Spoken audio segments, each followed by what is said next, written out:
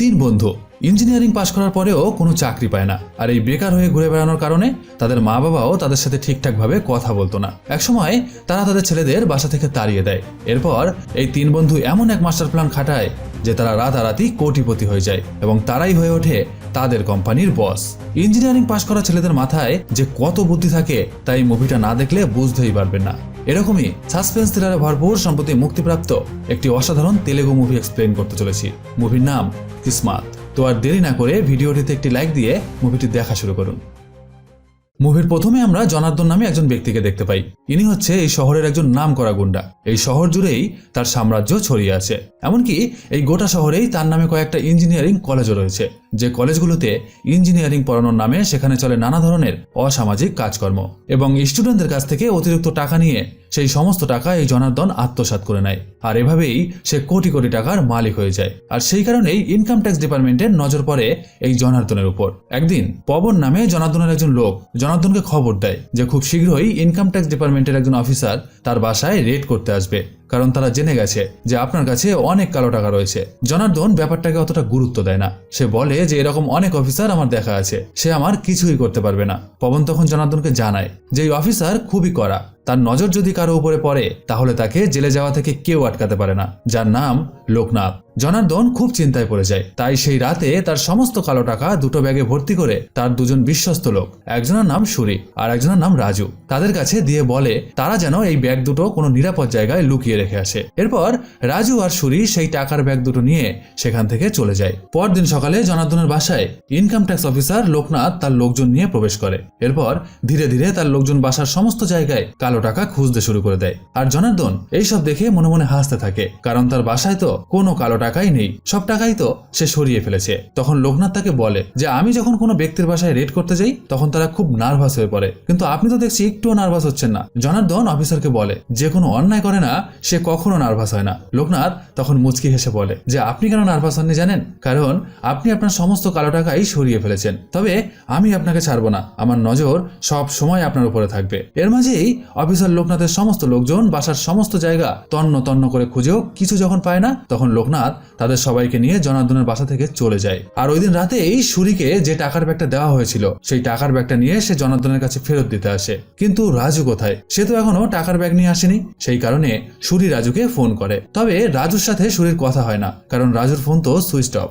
এর মাঝে এই সুরিকে ফোন করে কেউ একজন জানায় যে রাজু ফোন সুইচ অফ করে দিয়েছে এবং তার কাছে থাকা সমস্ত টাকা নিয়ে সে কোথাও পালিয়ে গেছে। এই কথা শুনে জনার্দনের তো মাথায় খারাপ হয়ে যায়। আর তখন সুরি তার দলবল নিয়ে জনার্দনের নির্দেশে রাজুকে খুঁজতে শুরু করে দেয়। একসময় তারা রাজুকে একটি নির্জন জায়গায় খুঁজে পায়। এরপর সুরি তার লোকজন নিয়ে রাজুকে মারতে শুরু করে দেয় আর বলতে থাকে যে জনার্দনের টাকা সে কোথায় লুকিয়ে রেখেছে। কিন্তু রাজু কোনো উত্তর দেয় না। সুরির তখন মাথা ভীষণ গরম হয়ে যায়, আর সেই কারণে সে রাজুকে জোরে একটা লাথি মারে। আর রাজু গিয়ে পড়ে পিছনে থাকা একটি রডের উপর, আর সেই রড রাজুর শরীরের ভিতরে ঢুকে সম্পূর্ণ এপার ওপার হয়ে যায়, আর সেখানেই রাজু মারা যায়। সুরি রাজুকে ডাকতে শুরু করে দেয়, কারণ তার বস যদি জানতে পারে যে রাজু মারা গেছে এবং টাকার কোনো হদিশ পাওয়া যায়নি তাহলে সেও সুরিকে মেরে ফেলবে।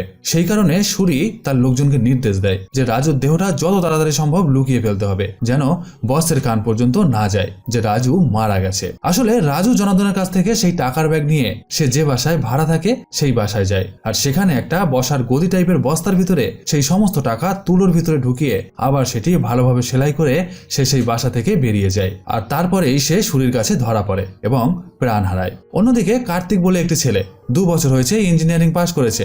এছাড়াও তার বন্ধু অভি ও কিরণও তার সঙ্গে ইঞ্জিনিয়ারিং পাশ করেছে, কিন্তু তারা কেউই এখনো কোনো চাকরি পায়নি। আর সেই কারণেই প্রতিদিন সকালে উঠে তাদের প্রথম কাজ হচ্ছে তাদের মা বাবার কাছে ইঞ্জিনিয়ারিং পাশ করেও এখনো চাকরি না পাওয়ার কারণে নানা ধরনের ছোট বড় কথা শোনা। কার্তিকের বাবা একটি অফিসে ক্লার্কের কাজ করে, আর অভির বাবার একটি ভাঙাচোরা জিনিসপত্রের বেচাকেনার দোকান রয়েছে। অভি যেহেতু কোনো চাকরি বাকরি পাচ্ছে না, সেই কারণে তার বাবা তাকে বারবার বলে তার এই ভাঙাচোরার দোকানটা সামলানোর জন্য, কিন্তু অভি তো ইঞ্জিনিয়ারিং পাশ করেছে, আর সেই কারণে তার এই দোকানে কাজ করতে সম্মানে বাধে। অভি চায় যে সে জীবনে অনেক বড় কিছু করবে। এই ভাঙাচোরার দোকানে সারা জীবন সে তার মূল্যবান সময় ইনভেস্টমেন্ট করতে একদমই রাজি না, কিন্তু করবেটা কি সেটাই সে বুঝে উঠতে পারছে না। এদিকে কিরণ কোনো চাকরি বাকরি পাচ্ছে না বলে তার মা তাকে বিভিন্ন রকম ওঝা বৈদ্য তান্ত্রিকদের কাছে নিয়ে যেতে থাকে তার ভাগ্য পরীক্ষা করার জন্য। আর এভাবেই একের পর এক দিন কাটতে থাকে। কার্তিক সহ তার দুই বন্ধু কি করবে কিছুই বুঝে উঠতে পারে না। তারা এতটাই ডিপ্রেশনে চলে যায় যে প্রতিদিন রাতে তাদের মদ না খেলে ঘুমিয়ে আসতে চায় না। তো একদিন তারা যখন ড্রিঙ্ক করছিল তখন রবি নামে একটা ছেলে তার দলবল নিয়ে তাদের কাছে আসে এবং কার্তিক ও তার বন্ধুরা ইঞ্জিনিয়ারিং পাশ করা সত্ত্বেও কোনো চাকরি পাচ্ছে না দেখে তারা তাদেরকে দেখে হাসাহাসি করতে থাকে আর বলে যে কার্তিকরা যদি কোনো চাকরি বাকরি না পায় তাহলে রবি তাদের মাঠে চাষ করার একটা চাকরি দিতে পারে। এইসব কথা শুনে কার্তিক ও তার বন্ধুদের তো মাথা পুরাই আগুন হয়ে যায়। তাই তারা রবি ও তার দলের লোকজনদের মারতে শুরু করে দেয় আর সেই কারণে পুলিশ তাদের সবাইকে থানায় ধরে নিয়ে যায়। কার্তিকের বাবা তখন তার চেনা জানা একজন গ্রামের প্রভাবশালী ব্যক্তিকে নিয়ে থানায় এসে কার্তিক সহ সবাইকে থানা থেকে ছাড়িয়ে নিয়ে যায়। কিন্তু কার্তিক যখন বাসায় যায় তখন তার বাবা কার্তিককে জানিয়ে দেয় যে সে যেন এক্ষুনি বাসা থেকে বেরিয়ে যায় আর সে যদি জীবনে কখনো কোনো ভালো চাকরি পায় তাহলে সেদিন যেন সে বাসায় আবার ফিরে আসে। এদিকে অভি আর কিরণেরও সেই একই দশা, তাদের সবাইকে বাসার বাইরে বের করে দেওয়া হয়েছে। তাই অভি, কিরণ আর কার্তিক ডিসিশন নেয় যে তারা হায়দ্রাবাদ শহরে যেখানে তারা ইঞ্জিনিয়ারিং পড়াশোনা করত সেই শহরে কোনো একটা রুম ভাড়া নিয়ে সেখানেই থাকবে এবং সেখানে বসেই তারা বিভিন্ন কোম্পানিতে চাকরির ইন্টারভিউ দিতে যাবে। অন্যদিকে জনার্দনের তো রাজুকে খুঁজে না পেয়ে মাথাই খারাপ হয়ে যাচ্ছে, কারণ রাজুর কাছে যে ব্যাগটা দেওয়া হয়েছিল সেই ব্যাগে 10 কোটি টাকা ছিল। তাই সে সুরিকে বলে যেভাবেই হোক সে যেন রাজুকে তাড়াতাড়ি খুঁজে বের করে। কিন্তু সুরি রাজুকে কিভাবে খুঁজে বের করবে, সে তো নিজের হাতে রাজুকে মেরে ফেলেছে। তাই সে পাগলের মতো রাজু কোথায় টাকা রেখেছে সেটা খুঁজতে শুরু করে দেয়।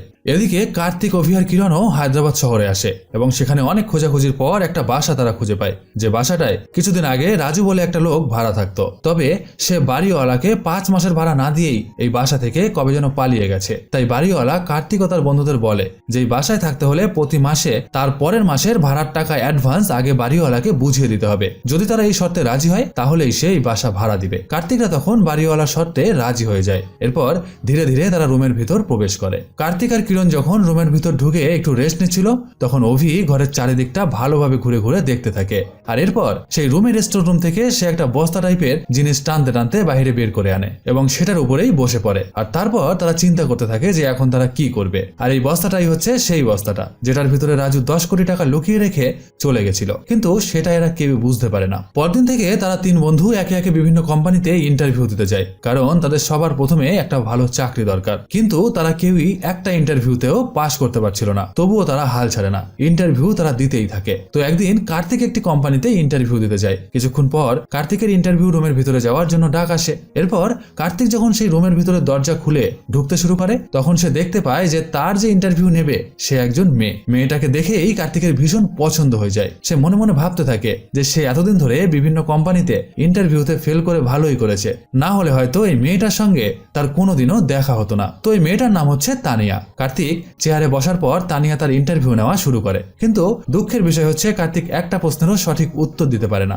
তাই তানিয়া তখন তাকে জিজ্ঞাসা করে যে সে কেন প্রশ্নের উত্তর দিতে পারছে না। তখন কার্তিক তানিয়াকে বলে যে আমি প্রশ্নের উত্তর দিতে পারছি না, তার কারণ হচ্ছেন আপনাকে দেখার পর থেকেই আমার মাথার ভেতর সব উল্টে পাল্টে গেছে, তাই জানা প্রশ্নেরও উত্তর আমি দিতে পারছি না। তানিয়া তখন কার্তিককে বলে ঠিক আছে, তাহলে 1 বছর পর আবার তুমি সব মাথার ভেতর ঠিকঠাক সাজিয়ে নিয়ে এসো, তখন আবার আমি তোমার ইন্টারভিউ নিব। এই বলে সে ওই অফিসের একটা ক্যান্টিনে চা খেতে চলে যায়। কার্তিকও তখন তানিয়াকে ফলো করতে করতে সেখানে গিয়ে হাজির হয়। তানিয়া তখন কার্তিককে দেখে অবাক হয়ে জিজ্ঞাসা করে যে তুমি এখানে কি করতে এসেছো। কার্তিক তখন তানিয়াকে বলে যে আমি আপনার সঙ্গে বন্ধুত্ব করতে চাই, কারণ ছোটবেলা থেকেই আমার কোনো গার্লফ্রেন্ড নেই আর আপনাকে দেখে আমার খুবই পছন্দ হয়েছে। বাই দ্য ওয়ে, আপনার স্কিনটা এত সাদা কেন, আপনি কি খান? আর ঠিক এই সময় তানিয়ার এক বান্ধবী যার নাম সঙ্গীতা সে সেখানে এসে হাজির হয় এবং সঙ্গীতা কার্তিককে বলে যে মেয়েদের সঙ্গে কিভাবে ফ্লার্ট করতে হয় সেটা তো তুমি খুব ভালোই জানো দেখছি। আর এই কথা বলার পর তানিয়া আর সঙ্গীতা দুজনেই হাসতে থাকে। কার্তিক তখন বলে যে আমি কারো সাথে ফ্লার্ট করছি না, যে জিনিসটা সুন্দর সেই জিনিসটাকেই আমি সুন্দর বলেছি।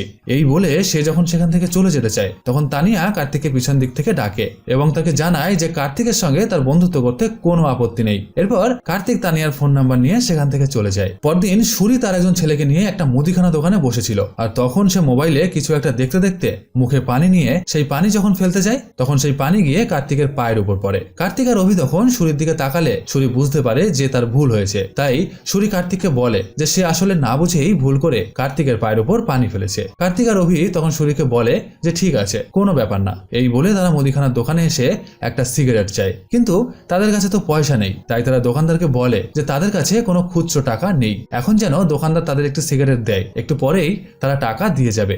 দোকানদার তখন তাদের জানায় যে 2000 টাকার নোট হলেও সেই নোট দোকানদার তাদের খুচরা করে দিতে রাজি আছে, কিন্তু তাদের সে সিগারেট বাকিতে দিবে না। সুরি এসব কথা শুনে দোকানদারকে বলে যে সে যেন কার্তিক আর অভিকে একটা সিগারেট দিয়ে দেয়, যা টাকা দাম হবে সেটা সুরি দিয়ে দিবে। সিগারেট পাওয়ার পর কার্তিক আর অভি খুব খুশি হয়ে যায়, আর তখন তারা সুরিকে ধন্যবাদ জানিয়ে বলে যে এই সিগারেটের দামটা তারা সুরিকে খুব শীঘ্রই ফেরত দিয়ে দেবে। এরপর কার্তিক আর অভি সুরিকে তাদের বাসায় নিয়ে যায়, আর সুরি গিয়ে সেই টাকার বস্তার উপর বসে পড়ে যে টাকাটা সে এতদিন ধরে খুঁজছে। এরপর সুরি তার লোকজন নিয়ে কার্তিকদের সাথে কিছুটা সময় কাটিয়ে সেখান থেকে চলে যায়, এবং সুরির সঙ্গে কার্তিকদের একটা ভালো সম্পর্ক তৈরি হয়। কিছুদিন পর একদিন একটা বড় সোনার দোকানে সুরি কার্তিককে নিয়ে যায়, এবং সেই দোকানের মালিক একটা ব্যাগ সুরির হাতে তুলে দেয়। কার্তিক বুঝতে পারে না যে ব্যাগে কি আছে, তাই সে সুরিকে জিজ্ঞাসা করে যে ব্যাগের ভিতর কি আছে। সুরি তখন কার্তিককে বলে যে এই শহরে একজন নামকরা গুন্ডা জনার্দনের হয়ে কাজ করে সে, আর এই ব্যাগের ভিতর তারই কালো টাকা রাখা ছিল, আর সেটাই এই দোকানদার তাকে জনার্দনের কাছে পৌঁছে দিতে বলেছে।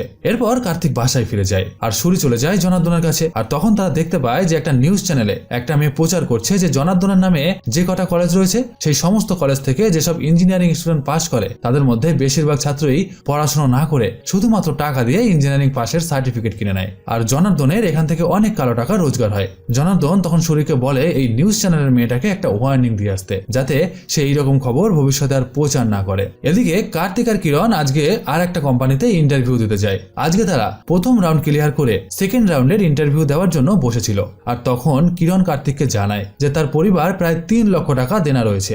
যদি সে খুব তাড়াতাড়ি একটা চাকরি না পায় তাহলে তার সুইসাইডও করতে হতে পারে। অন্যদিকে ওই কোম্পানির একজন ব্যক্তি এসে জানায় যে ইন্টারভিউতে প্রথম রাউন্ডে সবাই সমান নাম্বার পেলেও ভালো কলেজে পড়ার জন্য কার্তিক আর কিরণকে বাদ দিয়েও সেখানে আরো দুজন ব্যক্তি ছিল, যার নাম রাজেশ এবং সুরেশ। তাদের দুজনকে এই চাকরির সেকেন্ড রাউন্ডের ইন্টারভিউর জন্য ডাকা হয়েছে। কার্তিক আর কিরণ তখন কোম্পানির বাইরে বেরিয়ে এসে একটা দোকানে দাঁড়িয়ে দাঁড়িয়ে একে অপরকে বলতে থাকে যে তারা একটা খারাপ কলেজে পড়াশোনা করার কারণেই আজকে তাদের চাকরিটা হলো না। একটু দূরে দাঁড়িয়ে আরেকটি ছেলে যার নাম আনন্দ, সে কার্তিক আর কিরণের কথা শুনছিল। তখন সে তাদের কাছে এসে বলে যে কার্তিক আর কিরণ যে কলেজে পড়েছে এই আনন্দ সেই কলেজে পড়েছে, আর সেই কারণে সেও কোনো চাকরি পাচ্ছে না। তাই 2 লক্ষ টাকা ঘুষ দিয়ে একটা কোম্পানিতে সে ঢোকার সিদ্ধান্ত নিয়েছে। যদি কার্তিক ও তার বন্ধুরা এই কোম্পানিতে যেতে চায় তাহলে মোট 6 লক্ষ টাকা দিলে তারা সেই চাকরিটা পেয়ে যাবে, কিন্তু তাদের কাছে তো 6 লক্ষ টাকা জোগাড় করা ইম্পসিবল। তাই অভি আর কিরণ যখন সমস্ত আশা ছেড়ে দিয়ে চুপচাপ বসে রয়েছে তখন কার্তিকের মাথায় একটা প্ল্যান আসে। সে তখন তার বন্ধুদের বলে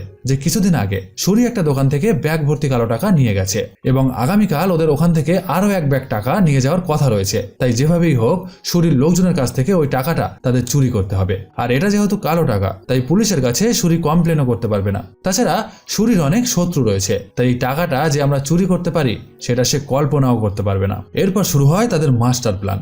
কার্তিক একটা যন্ত্র বের করে সবাইকে দেখিয়ে বলে যে সে তার ইঞ্জিনিয়ারিং পড়ার সময় একটা মেশিন তৈরি করেছিল, যে মেশিনটা অন করলে আশেপাশে যত ধরনের সিসিটিভি আছে সব সিসিটিভি ফুটেজই ঘোলা হয়ে যাবে। তাই টাকাটা চুরি করে রাস্তা দিয়ে যখন তারা আসবে তখন তাদেরকে আর কেউই চিনতে পারবে না। এরপর কোন রাস্তা থেকে আর কিভাবে ওই টাকাটা চুরি করে বাসায় নিয়ে আসবে সেটা নিয়ে তারা একটা প্ল্যান বানাতে শুরু করে। আর ওই দিন রাতেই পবন এসে জনার্দনকে খবর দেয় যে লোকনাথ মানে ইনকাম ট্যাক্স অফিসার আবার তার বাসায় রেড করতে আসতে পারে, তাই যত তাড়াতাড়ি সম্ভব যেন তার কাছে থাকা সমস্ত কালো টাকা সে সরিয়ে ফেলে। জনার্দন তখন আরো সচেতন হয়ে যায়। সে তখন সুরিকে বলে যে তাদের কাছে যে টাকার ব্যাগটা রয়েছে সেই ব্যাগটা আগামীকাল সারাদিন লুকিয়ে রাখতে হবে, তবে সেই ব্যাগের সঙ্গে তার কোনো লোক বা তার কোনো গাড়ি থাকলে হবে না। তাই সুরি যেন কালকে টাকার ব্যাগটা নিয়ে একটা গাড়ি বুক করে সেই গাড়িতে টাকার ব্যাগটা রেখে ড্রাইভারকে তাদের দেওয়া ঠিকানায় এই টাকার ব্যাগটা পৌঁছে দিতে বলে, কিন্তু ড্রাইভারকে বলা যাবে না যে এই ব্যাগের মধ্যে আসলে কি আছে। পরদিন সকালে সুরি তার একজন লোককে নিয়ে এই টাকার ব্যাগটি একটি গাড়িতে তুলে দেয়। এরপর ড্রাইভারকে একটা ঠিকানা দিয়ে সেখানে এই ব্যাগটা নিয়ে পৌঁছে দিতে বলে। ড্রাইভারও বুঝতে পারে না যে ব্যাগের মধ্যে আসলে কি রয়েছে।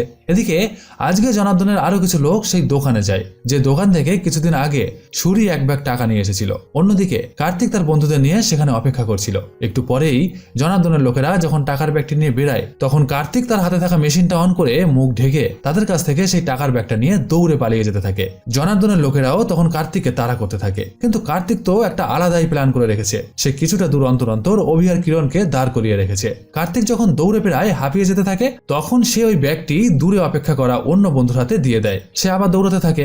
এরপর আরো কিছুটা দূরে আর একজন বন্ধু অপেক্ষা করছে, সে তার হাতে ব্যাগটি ট্রান্সফার করে দেয়। আর এরপর সে আবার দৌড়াতে শুরু করে। জনার্দনের লোকেরা বুঝতেও পারে না যে এই চুরির পিছনে 3 জন ব্যক্তির হাত রয়েছে, কারণ সবাই এক ড্রেসই পরেছিল, এছাড়াও মুখে তাদের কাপড় বাঁধা ছিল। একসময় জনার্দনের লোকেরা হাঁপিয়ে যায়।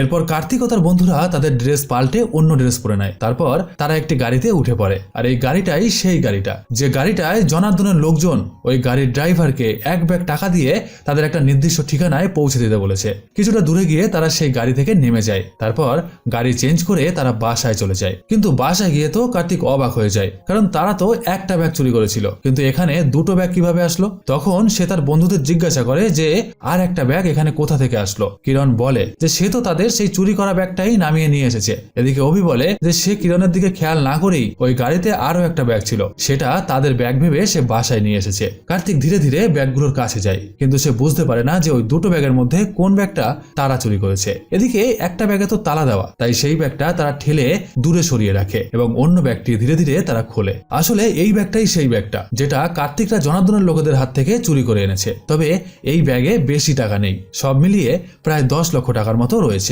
অন্যদিকে ট্যাক্সি ড্রাইভার, যে লোকটা তার গাড়িতে ওই ব্যাগটা রেখে গেছিল, তাকে ফোন করে এবং তাকে জানায় যে সে যখন ব্যাগটা নিয়ে রাস্তা দিয়ে যাচ্ছিল তখন তার গাড়িতে 3 জন প্যাসেঞ্জার ওঠে, আর তারা নামার সময় ওই গাড়ি থেকে সেই ব্যাগটাও চুরি করে নিয়ে যায়। ট্যাক্সি ড্রাইভার কথাগুলো স্বাভাবিকভাবেই বলছিল, কারণ সে তো জানে না যে ওই ব্যাগের মধ্যে আসলে কি ছিল। তবে এই কথা শুনে সুরিত তো মাথায় খারাপ হয়ে যায়। তখন সে ওই ট্যাক্সি ড্রাইভারকে জিজ্ঞাসা করে টাকা ভর্তি ব্যাগটা সে কোথায় লুকিয়ে রেখেছে, এবং ওই ড্রাইভার যদি তাকে সত্যি কথা না বলে তাহলে সে তাকে মেরেই ফেলবে। ট্যাক্সি ড্রাইভার সুরির কথায় খুব ভয় পেয়ে যায়, তাই সে সেখান থেকে পালিয়ে যাওয়ার চেষ্টা করতে থাকে। এদিকে কার্তিক ও তার বন্ধুরা আনন্দের সাথে যোগাযোগ করে। এরপর তারা 3 জনের জন্য 6 লক্ষ টাকা দিয়ে একটা কোম্পানিতে ভালো একটা চাকরিও পেয়ে যায়। আর এই খবর তারা সবাই তাদের বাসায়ও জানিয়ে দেয়। তাদের মা বাবাও ভীষণ খুশি হয়ে যায় এবং বাকি 2 লক্ষ টাকা কিরণকে দিয়ে দেওয়া হয়, যাতে কিরণ তার ধার পরিশোধ করতে পারে। এভাবেই কার্তিকদের দিনগুলো বেশ ভালোই কাটছিল। অবসর সময় কার্তিক তানিয়ার সঙ্গে সময় কাটাতো। তানিয়া কার্তিকের এখন খুব ভালো একজন ফ্রেন্ড হয়ে গেছে, তাই অবসর সময় কার্তিক তানিয়ার সাথে কাটাতেই বেশি পছন্দ করে। তো এইভাবে আরো কিছুদিন কেটে যাওয়ার পর একদিন কার্তিক হঠাৎ করেই একটা নিউজ দেখতে পায়, যেখানে বলা হচ্ছে যে আনন্দ নামে একটি ছেলে তার বড় ভাইকে নিয়ে একটা ভুয়া কোম্পানি খোলে, আর তারপর প্রায় 10 কোটি টাকা তারা আত্মসাৎ করে সেই কোম্পানি বন্ধ করে পালিয়ে গেছে। কার্তিক ও তার বন্ধুরা এই খবর শুনে কি করবে কিছুই বুঝে উঠতে পারে না। কিরণ মানসিকভাবে আরো বেশি ভেঙে পড়ে, কারণ তার এখনো 1 লক্ষ টাকা ধার পরিশোধ করা বাকি রয়েছে। তাই সে দিক বিদিক জ্ঞান হারিয়ে ধপাস করে সেই বস্তার উপরেই বসে পড়ে, যে বস্তাটায় রাজু 10 কোটি টাকা লুকিয়ে রেখেছে। কিরণ বস্তার উপর বসার সাথে সাথে বস্তাটা ফেটে যায়, আর সেই বস্তার ভিতর থেকে হাজার হাজার টাকা বাতাসে উঠতে শুরু করে দেয়। আর তখন তারা বুঝে উঠতে পারে না যে এই টাকাগুলো এই রুমের ভিতর কোথা থেকে আসলো। তাই কার্তিক তাড়াতাড়ি জানলার পর্দা দিয়ে দেয়, কিরণও রুমের দরজা বন্ধ করে দেয়। আর তারপর তারা একে অপরের মুখের দিকে অবাক হয়ে তাকাতে থাকে। এদিকে জনার্দনের আরো একটা টাকার ব্যাগ চুরি হয়ে যাওয়ার কারণে সে সুরিকে সন্দেহ করতে শুরু করে এবং সুরিকে সে বলে যে সে রাজুর সাথে বুদ্ধি করে আগে 10 কোটি টাকা গায়েব করে দিয়েছে, এবং আজকেও সে যে টাকাটা সুরিকে রাখার দায়িত্ব দিয়েছিল সেই টাকাটাও সে চুরি করেছে। তাই জনার্দন সুরিকে বলে যে আগামী 20 দিনের মধ্যে সে যেখান থেকে পারে তার সমস্ত টাকা যেন ফেরত দিয়ে দেয়, না হলে সুরিকে সে এমন ভাবে মারবে যে তার দেহটা পর্যন্ত কেউ খুঁজে পাবে না। সুরি তখন রাগে গজগজ করতে করতে বাইরে বেরিয়ে যায় এবং সে তার লোকজনকে বলে যে এতদিন আমি জনার্দনের হয়ে অনেক কাজ করে দিয়েছি, তবুও সে আমাকে অবিশ্বাস করলো, তাই আমি জনার্দনকে ছাড়বো না। জনার্দনের সমস্ত টাকা আমি খুঁজে বের করব, আর সেই টাকা আমি নিজেই আত্মসাৎ করে নেব। এই বলে সে তার লোকজন নিয়ে সেখান থেকে চলে যায়। অন্যদিকে জনার্দন একজন বড় পুলিশ অফিসারকে ফোন করে এবং তাকে জানায় যে সে যত কালো টাকা লুকিয়ে রেখেছে সেই সমস্ত কালো টাকা চুরি হয়ে গেছে। তাই সেই পুলিশ অফিসার যদি তাকে এই টাকাটা পাওয়ার জন্য সাহায্য করতে পারে তাহলে সে ওই পুলিশ অফিসারকে অনেক টাকা দিবে। তখন সেই পুলিশ অফিসার তার একজন জুনিয়রকে জনার্দনের কাছে পাঠায়, যার নাম বিক্রম। বিক্রম জনার্দনের কাছ থেকে সবকিছু শোনে আর তারপর সে তার মতো করে তদন্ত শুরু করে। এদিকে কার্তিক, অভি আর কিরণ সেই বস্তার ভিতরে থাকা সমস্ত টাকা বের করে সাজিয়ে গুনতে থাকে যে সেখানে কত টাকা রয়েছে। কিন্তু টাকার পরিমাণ এতটাই যে তারা মুখে মুখে আর হিসাব করতে পারে না। তাই তারা তখন ক্যালকুলেটরের ব্যবহার করে এবং তখন তারা জানতে পারে যে এখানে প্রায় 10 কোটি টাকা রয়েছে। কার্তিক তখন অন্যদের বলে যে এখন আমাদের প্রথম কাজ হচ্ছে এই টাকাগুলো একটা বড় ব্যাগে প্যাক করা। আর ঠিক এই সময় কিরণ বলে ওঠে যে তার কাছে একটা ব্যাগ রয়েছে, যে ব্যাগটা ভুল করে তারা গাড়ি থেকে নিয়ে এসেছিল। কিরণ সেই ব্যাগটা সবার সামনে নিয়ে এসে একটা হাতুড়ি দিয়ে ব্যাগের তালাটা ভেঙে ফেলে। আর তারপর তারা ব্যাগের ভিতর যা দেখে তা দেখে তো তারা সবাই অবাক হয়ে যায়। এরপর কার্তিক, অভি আর কিরণ তাদের বাসার সমস্ত জায়গা খুব ভালোভাবে খুঁজতে থাকে, কারণ তারা অনুমান করে যে এই বস্তার ভিতর যেরকম টাকা রাখা ছিল সেরকম হয়তো এই বাসার আরো অনেক জায়গায় টাকা রাখা রয়েছে। কিন্তু শেষ পর্যন্ত তারা আর কোনো টাকাই খুঁজে পায় না। পরদিন সকালে কার্তিক কিরণকে নিয়ে তানিয়াদের বাসায় যায় এবং তানিয়াকে জানায় যে তারা যে বাসায় থাকতো সেই বাসাটা আজকে ছেড়ে দিবে, কারণ ওই বাসাটায় তাদের একটু প্রবলেম হচ্ছে। তাই তাদের বাসার কিছু জিনিসপত্র সে তানিয়াদের বাসায় রেখে যেতে চায়। তানিয়াও কার্তিকের কথায় রাজি হয়ে যায়। এরপর কার্তিক যখন তানিয়াদের বাসা থেকে যাচ্ছিল তখন সে তানিয়াকে বলে যে তারা 1 সপ্তাহের জন্য দূরে একটি জায়গায় ঘুরতে যাচ্ছে। যদি তানিয়া তাদের ফোনে না পায় তাহলে যেন কিছু বলার থাকলে মেসেজ করে জানিয়ে দেয়। এই বলে কার্তিকরা সেখান থেকে চলে যায়। আর বিক্রম, যে ট্যাক্সি ড্রাইভারের গাড়ি থেকে এই টাকা চুরি হয়ে গেছে, সেই ড্রাইভারকে ধরে নিয়ে আসে। আর তখন ড্রাইভার তাকে জানায় যে সেদিন 3 জন প্যাসেঞ্জার তার গাড়িতে উঠেছিল আর তখনই তারা সেই টাকা নিয়ে পালিয়ে যায়। এদিকে সুরি হারিয়ে যাওয়া টাকাগুলো কিভাবে খুঁজে বের করবে সেটা যখন বুঝে উঠতে পারছিল না, তখন তার কাছে রাজুর একটা বন্ধু আসে যার নাম প্রবীণ। সে সুরিকে বলে যে বিগত 3 মাস ধরে সে রাজুর সাথে যোগাযোগ করার চেষ্টা করছে, কিন্তু তার ফোন সুইচ অফ। প্রবীণ 5 মাস আগে একটা কাজের জন্য গ্রামে যায় আর তখন রাজু প্রবীণ যে বাসায় এখানে ছিল সেই বাসায় থাকতো। আর প্রবীণ এটাও জানে যে রাজু সুরির সাথে কাজ করত, তাই সে সুরির কাছে রাজুর খোঁজ করতে এসেছে। প্রবীণের কথা শুনে সুরি বুঝে যায় যে রাজু হয়তোবা যে বাসায় এখানে ভাড়া থাকতো সেই বাসার ভিতরেই সেই টাকাগুলো লুকিয়ে রেখেছে। সুরি তখন প্রবীণকে নিয়ে রাজু যে বাসায় থাকতো সেই বাসায় যায়। আর সেখানে গিয়ে তো সুরি পুরাই অবাক হয়ে যায়, কারণ এই বাসাটা তার খুবই চেনা। সে অনেকবার এই বাসায় কার্তিকদের সঙ্গে এসেছে। সুরি কার্তিককে ফোন করে কিন্তু ফোন সুইচ অফ। তাই সুরি সেই রুমের দরজা ভেঙে প্রবীণ ও তার লোকজন নিয়ে ভেতরে প্রবেশ করে। আর তখন সে রুমের ভিতরে সবকিছু এলোমেলো অবস্থায় দেখতে পায় এবং তার সঙ্গে এটাও দেখে যে মেঝেতে একটা 2000 টাকার নোট পড়ে রয়েছে। সুরি বুঝে যায় যে এই রুমের ভেতরেই ওই টাকাগুলো ছিল। কার্তিক ও তার বন্ধুরা সেই টাকাগুলো নিয়ে এখান থেকে পালিয়ে গেছে। এদিকে বিক্রম তদন্ত করে কার্তিকরা যে বাসায় ভাড়া থাকতো সেই বাসায় চলে আসে। আর তখন তারা এসে দেখে যে সেখানে সুরি রয়েছে।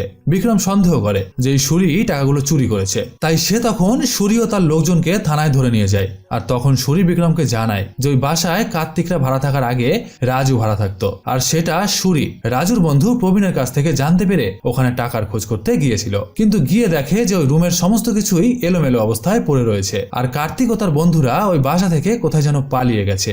বিক্রম তখন সুরির কাছ থেকে কার্তিক, অভি ও কিরণের ছবি নেয় আর তারপর সে সুরিকে ছেড়ে দেয়। সুরি বাইরে এসে তার লোকজনদের বলে যে পুলিশ টাকাটা খুঁজে বের করার আগে তাদের এই টাকাটা খুঁজে বের করতে হবে। তাই কার্তিক ও তার বন্ধুদের সমস্ত ছবি যেন সে তাদের যেখানে যেখানে যত লোক আছে তাদের সবার কাছে পাঠিয়ে দেয়, কারণ সুরি চায় না যে এই টাকাগুলো আবার জনার্দনের কাছে পৌঁছে যাক, কারণ জনার্দন তাকে অনেক অপমান করেছে। আর সেই কারণেই সুরি এই সমস্ত টাকা নিজে আত্মসাৎ করে নেবে। এটাই হচ্ছে তার প্ল্যান। অন্যদিকে কার্তিক, অভি আর কিরণ একটা নতুন রুম ভাড়া নিয়ে সেখানে গিয়ে ওঠে।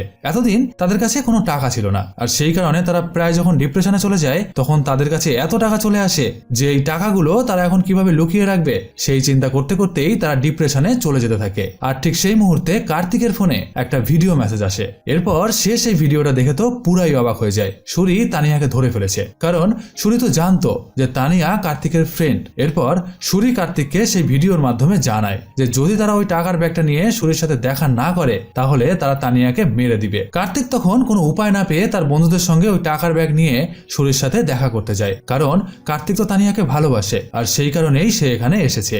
এরপর সুরি কার্তিকের কাছ থেকে টাকা নিয়ে যখন তার গাড়িতে রাখতে যাচ্ছিল ঠিক তখনই একটি মদের বোতলের উপর পা পড়ে সে স্লিপ খেয়ে ওই গাড়ির উপরেই পড়ে যায় এবং তার মাথায় আঘাত লাগার কারণে সে অজ্ঞান হয়ে মাটিতে লুটিয়ে পড়ে। তখন সুরির সাথে আসা অন্য আরেকজন লোক তার হাতে একটা ছুরি বের করে কার্তিক ও তার বন্ধুদের বলে তারা যেন তাদের জায়গা থেকে এক পাও না নড়ে। এই বলে সে টাকার ব্যাগটা হাতে তুলে নেয়। আর তখন তানিয়া পিছন দিক থেকে একটা লাঠি দিয়ে সেই লোকটার মাথায় আঘাত করে আর লোকটা সেখানেই অজ্ঞান হয়ে পড়ে যায়। অভি সেই টাকার ব্যাগটা আবার হাতে তুলে নেয়। এরপর তারা সেখান থেকে পালিয়ে তাদের নতুন বাসায় গিয়ে ওঠে। আর তখন তানিয়া মনে মনে ভাবে যে কার্তিক অত টাকার মায়া ত্যাগ করে সেই টাকা সুরিকে ফেরত দিতে গেছিল শুধুমাত্র তারই জন্য। আর সেই কারণেই তানিয়া কার্তিককে মনে মনে অনেক বেশি ভালোবেসে ফেলে। এরপর ফাঁকা রুম পেয়ে তারা দুজনে রোমান্স শুরু করে দেয়। পরদিন সকালে অভি তারা যে বাসায় রয়েছে সেই বাসার পাশেই একটা দোকানে সিগারেট খেতে যায়। আর ওই দোকানে যে ছেলেটি দাঁড়িয়ে ছিল সে ছিল সুরির একজন লোক, যার ফোনে সুরি 3 জনার ছবি পাঠিয়েছে আর তার মধ্যেই অভিও রয়েছে।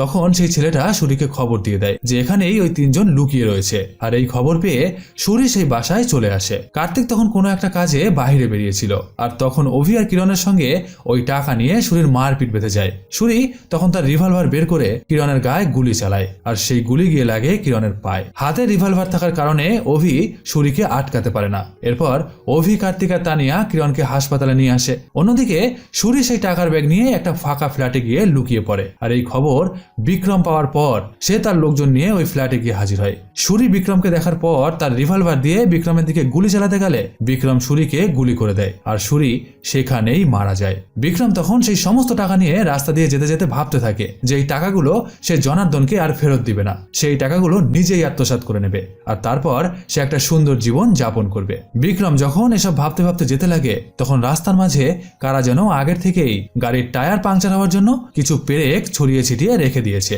বিক্রম তার উপর দিয়ে যখন যাচ্ছিল তখন তার গাড়ির টায়ার পাংচার হয়ে যায় এবং গাড়িটা গিয়ে একটি গাছের সাথে ধাক্কা মারে আর সেই কারণে বিক্রমের মাথায় আঘাত লাগে। আর ঠিক তখনই 3 জন মুখ বাঁধা মানুষ তার গাড়ির দরজা খুলে সেই টাকার ব্যাগ নিয়ে সেখান থেকে পালিয়ে যায়। এদিকে কিরণও সুস্থ হয়ে বাসায় ফিরেছে। এখন তাদের কাছে আর কোনো টাকাই নেই, তবুও তারা এখন অনেক খুশি, কারণ তারা বুঝতে পেরেছে যে এইরকম চুরির টাকা নিজেদের কাছে থাকার থেকে তাদের গরিব হয়ে থাকা অনেক বেশি ভালো। আর ঠিক তখনই পুলিশ অফিসার বিক্রম তাদের ফোন করে এবং তাদের বলে যে বিক্রমের গাড়ি থেকে তারা 3 বন্ধু মিলে যে টাকাটা চুরি করেছে সেই টাকাটা যেন তারা আগামী 2 দিনের মধ্যে তার কাছে ফেরত দিয়ে আসে, না হলে বিক্রম তাদের বিরুদ্ধে এমন কেস দিবে যে সারা জীবন তাদের জেলের ভিতরে পচে মরতে হবে। কার্তিক অফিসারকে বোঝানোর চেষ্টা করে যে তারা কোনো টাকাই নেয়নি, কিন্তু অফিসার বিক্রম তাদের কোনো কথাই না শুনে ফোনটা কেটে দেয়। কার্তিকরা তখন কি করবে কিছুই বুঝে উঠতে পারে না, তাই তারা অনুমান করে যে জনার্দনের কোনো শত্রু এই টাকাগুলো লোপাট করে নিয়ে গেছে। আর সেই কারণেই জনার্দনের একটা শত্রুর সাথে তারা দেখা করে যার নাম আমজাদ খান। এরপর আমজাদকে তারা ভালোভাবে চেয়ারের সঙ্গে বেঁধে জিজ্ঞাসা করে যে জনার্দনের টাকাগুলো তারা চুরি করে এনে কোথায় লুকিয়ে রেখেছে। আমজাদ খান প্রথমে কিছুই বলতে রাজি হয় না আর তখন অভি তার পায়ে একটা ছুরি ঢুকিয়ে দেয় এবং কার্তিক সেই ছুরিটা বের করে সেই ক্ষতস্থানে আঘাত করতে করতে বলতে থাকে যে যদি সে না বলে যে ওই টাকাগুলো কোথায় লুকিয়ে রেখেছে তাহলে তার ওই ক্ষতস্থানে আবার ছুরি ঢুকিয়ে দেওয়া হবে। আর তখন আমজাদ খান সেই টাকা কোথায় লুকিয়ে রেখেছে সেটা কার্তিকদের বলে দেয়। কার্তিকরা যখন সেই টাকা নিয়ে সেখান থেকে চলে যেতে শুরু করে ঠিক তখনই বিক্রম সেখানে হাজির হয়। আসলে কার্তিকরা যখন আমজাদ খানের বাড়িতে ঢুকছিল তখন একজন পুলিশ কনস্টেবল বিক্রমকে এই খবর দিয়ে দেয় আর সেই কারণেই বিক্রম খবর পেয়ে এখানে চলে আসে। এরপর সে তার রিভলভার বের করে টাকার ব্যাগটা নিয়ে সেখান থেকে চলে যেতে শুরু করে আর তখন সেখানে জনার্দনও খবর পেয়ে চলে আসে আর তারপর সেই টাকা নিয়ে সবার মাঝে টানাটানি শুরু হয়ে যায়। জনার্দন অনেক কষ্ট করে যখন টানাটানি করে টাকার ব্যাগটা নিয়ে বাইরে পালিয়ে যেতে শুরু করে তখন বাইরে গিয়ে সে কিছু একটা দেখে অবাক হয়ে চুপচাপ থমকে দাঁড়িয়ে পড়ে। এরপর ধীরে ধীরে সবাই বাইরে বেরিয়ে আসে আর কি যেন একটা দেখে সবাই থমকে দাঁড়িয়ে যায় আর তখন দেখানো হয় যে ইনকাম ট্যাক্স অফিসার লোকনাথ সেখানে এসে হাজির হয়েছে। বিক্রম তখন ইনকাম ট্যাক্স অফিসার লোকনাথকে দেখে পুরাই পাল্টি খেয়ে যায়। সে তখন তাকে জানায় যে সে রাজুর মিসিং হয়ে যাওয়ার কেসে রাজুকে খুঁজতে এখানে এসেছিল, কিন্তু এখানে এসে সে এই সব ঘটনা দেখতে পায় আর তাই সেই টাকাটা উদ্ধার করে এখান থেকে নিয়ে যেতে চেয়েছিল এবং পরে সে লোকনাথকে অবশ্যই খবর দিয়ে দিত। লোকনাথ তখন বিক্রমকে বলে জনার্দনকে ধরে নিয়ে যেতে আর তারপর জনার্দনকে ধরে নিয়ে জেলের মধ্যে আটকে রাখা হয়। কিন্তু এখন কার্তিকরা কি করবে? তাদের কাছে এখন না আছে কোনো টাকা আর না আছে কোনো চাকরি। তারা প্রথম অবস্থায় যে রকম ছিল ঠিক এখনো সেই একই রকম অবস্থায় আছে। অভি আর কিরণ যখন এসব কথা ভাবতে থাকে তখন কার্তিক হঠাৎই বলে ওঠে যে তারা এখন একটা কোম্পানি খুলবে আর যে কোম্পানিতে তারা লোক হায়ার করে চাকরি দিবে। সবাই তো কার্তিকের কথা শুনে অবাক হয়ে যায়। তারা কার্তিককে জিজ্ঞাসা করে যে এত টাকা সে কোথায় পাবে আর তখন কার্তিক একটা কাগজ বের করে তানিয়ার হাতে দেয় আর সেই কাগজটা কোনো সাধারণ কাগজ ছিল না, এটা ছিল একটি 1 কোটি টাকার ব্যাংকের চেক। আর এত বড় টাকার অ্যামাউন্ট দেখে তানিয়া সহ কার্তিকের বন্ধুরা তো পুরাই অবাক হয়ে যায়। আর তখন কার্তিক তাদের বলে যে সে যখন বুঝতে পেরেছে যে টাকাগুলো তারা আত্মসাৎ করতে পারবে না, তখন সে ইনকাম ট্যাক্স অফিসার লোকনাথের সঙ্গে যোগাযোগ করে। আর লোকনাথ তখন কার্তিককে বলে যে যদি কার্তিক জনার্দনের লুকিয়ে রাখা কালো টাকা উদ্ধার করে দিতে পারে তাহলে গভর্নমেন্ট তাদেরকে 1 কোটি টাকা পুরস্কার দিবে। আর সেই কারণেই আজকে যখন কার্তিক আমজাদ খানের বাড়িতে যাচ্ছিল তখন অফিসার লোকনাথকে সে লুকিয়ে লুকিয়ে খবর দিয়ে দেয়। আর ঠিক টাইমে অফিসার লোকনাথ সেখানে পৌঁছে যায়। আর সেই কারণেই গভর্নমেন্ট তাদের 1 কোটি টাকা দিয়ে পুরস্কৃত করেছে। এই কথা শুনে তারা তো সবাই খুব খুশি হয়ে যায়। আর তারপর কার্তিক, তানিয়া, অভি আর কিরণ মিলে একটা নতুন কোম্পানি খোলার কাজে লেগে পড়ে এবং তারাই হয়ে ওঠে সেই কোম্পানির বস। আর এখানেই এই মুভিটি শেষ হয়ে যায়। তো কেমন লাগলো আজকের মুভিটি অবশ্যই কমেন্ট করে জানান। ভালো লাগলে লাইক করুন, সাবস্ক্রাইব করুন এবং বন্ধুদের সাথে শেয়ার করে দিন। খুব শীঘ্রই আবার আসছি নতুন আরেকটি ভিডিও নিয়ে। ততক্ষণের জন্য সবাই খুব ভালো থাকবেন। টাটা।